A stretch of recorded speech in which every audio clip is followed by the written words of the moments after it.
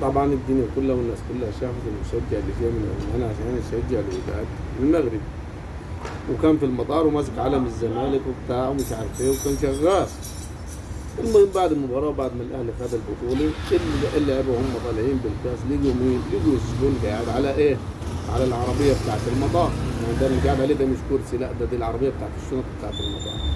اللعيبة معاهم صب هذه السماعة فقعدوا مشغلين أغاني وبيلفوا حوالين الزبون ديتي،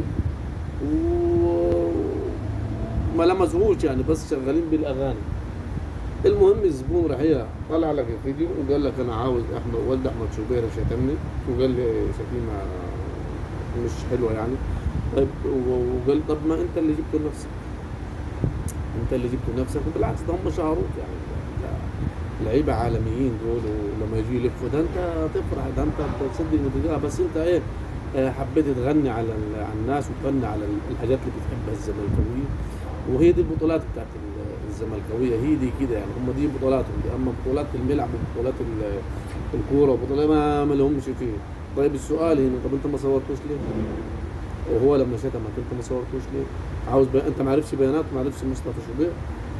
مش محتاج ده تصوره بس وتوديه لاي حته معروف.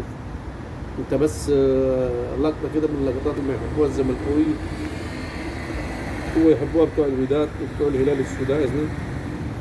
يعني المجموعة كده في أندية كده بتحب الحاجات دي، لكن احنا عندنا في الأهلي لا ما بتحبش. بس أنا يعني ما أقول لك اشربها يعني، موضوع كده فاكس.